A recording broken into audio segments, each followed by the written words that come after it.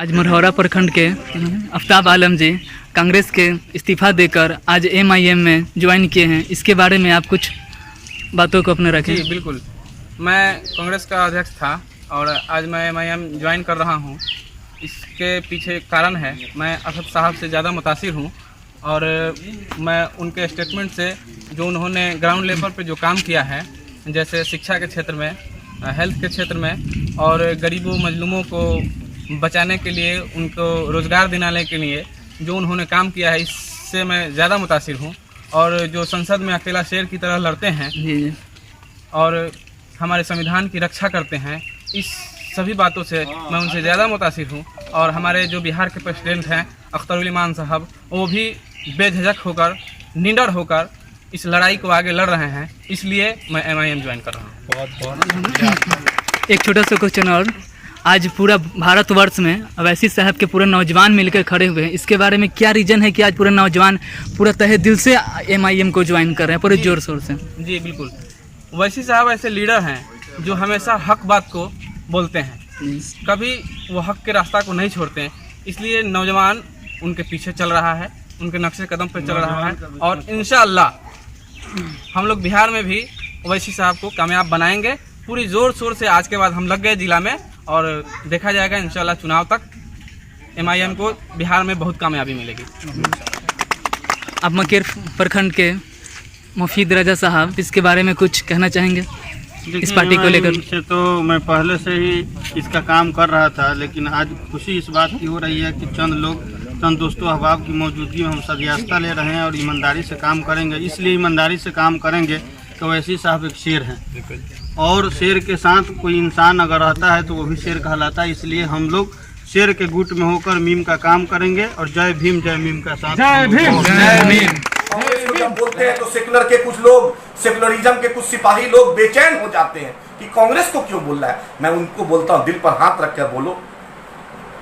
गुजरात में जब कांग्रेस का एमएलए बिकता है, जब राज्यसभा में भाजपा को वोट देता है, तो तुम्हारे मुंह में जुबान नहीं रहती है। जब मध्य प्रदेश में तुम्हारा ज्योतिरादित्य सिंधिया जब 22 एमएलए चला जाता है भाजपा में, तो तुम्हारे मुंह में जुबान नहीं रहती। जब कर्नाटका में तुम्हारा 16 एमएलए चला जाता है, भाजपा की सरकार बना देता है, तो तुम्हारे मुंह में जुबान नहीं रहती। जब तुम्हारे कांग्रेस की आदित्य सिंह, जब रायबरेली की सोनिया गांधी के पार्लियामेंट्री कंस्टिट्यूएंसी की एमएलए चली जाती है भाजपा में, तो तुम्हारा जुबान नहीं होता। जाकर मेघालय में तुम्हारा एमएलए, मणिपुर में तुम्हारा एमएलए चला जाता है भाजपा में, तो तुम्हें जुबान नहीं खुलती। बिहार में जब राजद का 5 एमएलए एमएलसी चला गया, तो तुम्हारी जुबान नहीं खुलती। तुम्हारे रघुवंश जी तुम्हारे पार्टी से नाराज चलते हैं, तो तुम्हारी जुबान नहीं खुलती। आज एक मर्दे मुजाहिद जो बैरिस्टर असदुद्दीन ओवैसी साहब, बाबा साहेब अम्बेडकर का जो सपना पूरा करने आ रहा है, तो बहुत बेचैनी होती है। हम कांग्रेसी गुलाम नहीं हैं, हम राजद के गुलाम नहीं हैं, हम लोजपा के गुलाम नहीं हैं, हम माले के गुलाम नहीं हैं, हम एनसीपी के गुलाम नहीं हैं। हम गुलाम मुस्तफ़ा हैं, याद रखिए। और सीमांचल का मिट्टी का कर्ज है, हम सीमांचल के बेटा होने के नाते इस मिट्टी का कर्ज हम निभाएंगे। मैं सीमांचल के लोगों को याद रखिए, इंशाअल्लाह ताला अगर ये 24 सीट आप हिम्मत से अगर मजलिस इत्तेहाद मुस्लिमीन को कामयाब कराइएगा, और मैं बिहार के दूसरे हिस्से में भी आएंगे, ये 24 सीट जो अगर आप कामयाब कराइएगा, तो पटना में जो बैठा हुआ सेक्रेटेरिएट है, जो सचिवालय, याद रखिएगा, जब पटना का फैसला आप कीजिएगा कि पटना में कुछ खुलेगा, तो आप फैसला कीजिएगा, फिर पटना के लोग और दिल्ली के लोग फैसला नहीं करेंगे। आप अपने मुकद्दर का फैसला कीजिएगा। कोचाधामन के लोग, बलरामपुर बारसोई के लोग, सुधानी के लोग, कदवा के लोग, परानपुर के लोग, कटार के लोग, कदमगाछी के लोग, सालमाड़ी के लोग, इमादपुर के लोग, खेमपुर के लोग, आबादपुर के लोग, बिघोर के लोग, कचना के लोग, धचना के लोग, बहादुरगंज के लोग, पोठिया के लोग, छतरगाछ के लोग, फारबिसगंज के लोग, नरपतगंज के लोग, बनमनकी के लोग, धमदा के लोग, कोड़ा बराड़ी के लोग, सेमापुर के लोग फैसला लेंगे कि आपको क्या मिलेगा। आप अपने मुस्तकबिल का और अपने मुकद्दर का फैसला कीजिएगा। आपको जो मिलना है आपका हक है। ये बाबा साहब अम्बेडकर ने कॉन्स्टिट्यूशनल राइट आपको दिया है। किसी के एहसान तरह हम ना हिंदुस्तान में है, ना बिहार में, ना सीमांचल में। आज एक क़यादत 16 अगस्त 2015 को आई थी, जिसने कहा था बैरिस्टर असदुद्दीन ओवैसी साहब ने कि सीमांचल को बंदरों की जरूरत नहीं, सीमांचल को अख्तरुल इमान साहब जैसी क़यादत को जरूरत है। लगातार हम जद्दोजहद कर रहे हैं। हम पहली बार चुनाव लड़े थे तो 1 लाख से कम वोट आया था। अल्हम्दुलिल्लाह हमने फिर से कोशिश की, लगभग 3 लाख वोट लोकसभा में आता है। उसके बाद जिस लोकसभा में हमें 40,000 किशनगंज से वोट आया था, विधानसभा से। उसी किशनगंज में हमने मजलिस इत्तेहादुल मुस्लिमीन का झंडा बुलंद किया और 70,000 से ऊपर वोट लाया। और जो कांग्रेस चुनाव नहीं हारती थी, हमने जमानत जब्त करा दिया और तीसरे पोजीशन पे कांग्रेस पार्टी को लाया, क्योंकि यहाँ की आवाम मुत्तहिद हुई। यहाँ की आवाम ने जो कांग्रेस का छलावा, राजद का छलावा, जदयू का छलावा, भाजपा का छलावा, इस छलावा को दूर करके मजलिस इत्तेहादुल मुस्लिमीन को किया। आज कमरुल हुदा साहब रात दिन पोठिया में, रात दिन किशनगंज में, रात दिन पहाड़ कट्टा में, रात दिन बिलवा में, आज कमरुल हुदा साहब घूम रहे हैं। अख्तर उल ईमान साहब की क़यादत में, इंजीनियर आफ्ताब साहब की क़यादत में सीमांचल में मजलिस इत्तेहादुल मुस्लिमीन बढ़ रहे हैं। कुछ लोगों को लगता है भाजपा आ जाएगी, जरा दिल पर हाथ रख के देखो। आंध्र प्रदेश की सियासत देखो, केरला की सियासत देखो। आंध्र प्रदेश में मजलिस इत्तेहादुल मुस्लिमीन है, तेलंगाना में आज तक भाजपा वहां नहीं आई। अल्हम्दुलिल्लाह मजलिस इत्तेहादुल मुस्लिमीन की ताकत, एमआईएम की ताकत, बैरिस्टर असदुद्दीन ओवैसी साहब की ताकत, अकबर ओवैसी साहब की ताकत थी कि 5 एमएलए था 2014 में भाजपा का, 1 एमएलए पे हमने अल्हम्दुलिल्लाह ला दिया। ये है एमआईएम की ताकत, ये है मजलिस इत्तेहादुल मुस्लिमीन। याद रखिए, आज तक भाजपा आंध्र प्रदेश और तेलंगाना में सरकार नहीं बना पाई।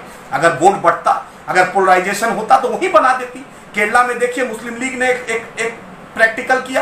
केरला के लोगों को देखिए, आज हिंदुस्तान में अल्हम्दुलिल्लाह सबसे खुशहाल लोगों में से केरला के लोग हैं।